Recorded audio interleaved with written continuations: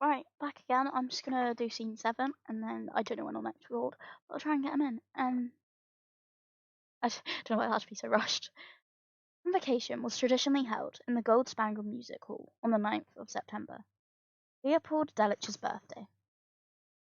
He'd moved from North Chicago and had the house built sometime in the 1850s. It wasn't turned into a school until half a century later, when the upkeep proved to be too much for the rapidly shrinking Delitzsch family.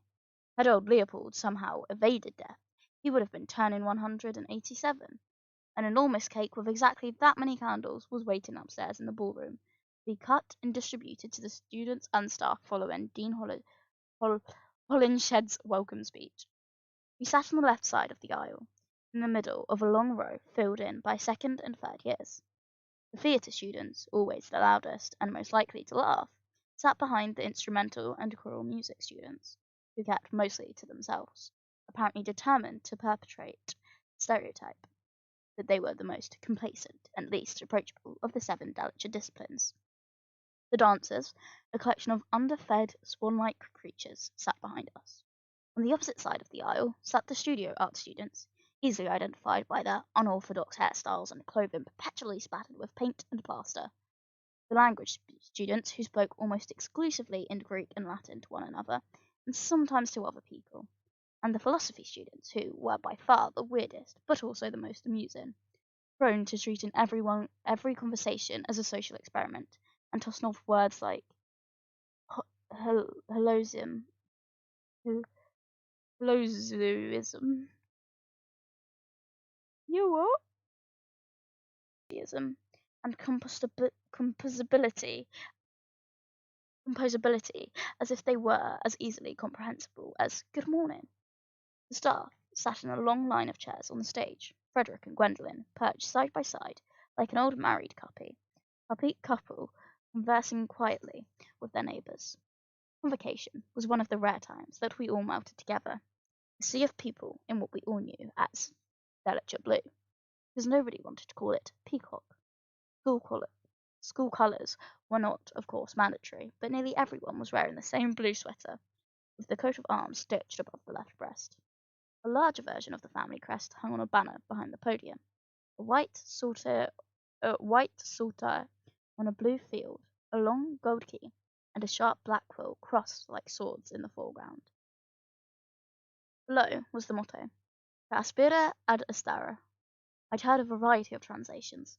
The one I'd liked best was, through the fawns to the stars. As always, it was one of the first things Holinshed said at convocation. Good evening, everyone. For Aspera ad astara.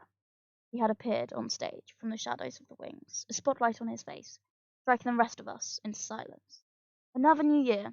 For the first among you, I must simply say welcome, and that we are delighted to have you. For the second, third, and fourth years, welcome back, and congratulations. Holinshed was a strange man, tall, but stooped, quiet, but forceful. He had a large hooked nose, wispy copper hair, and little square glasses, so thick that they magnified his eyes to 3 times their natural size. You are sitting in this room tonight, he said. It means you have been accepted into the esteemed Delitzsch family. Here you will make many friends, and perhaps a few enemies. Do not let the later prospect frighten you. The latter prospect frighten you. If you haven't made any enemies in life, you've been living too safely, and that is what I wish to discourage. He paused, chewed on his words for a moment. He's gone a bit off the wall, Alexander muttered. Well, he has to recycle his features at least every 4 years, I whispered. Can you blame him? At Delitzsch, I encourage you to live boldly, Holinshed continued. Make art, make mistakes, and have no regrets.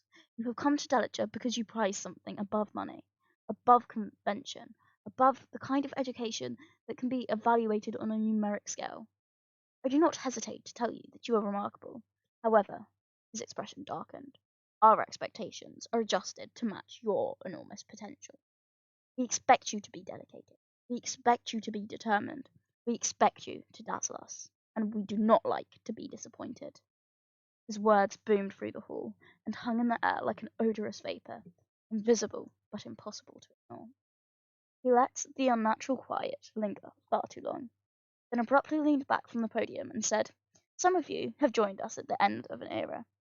And when you leave, you'll be emerging into not only a new decade and a new century, but a new millennium.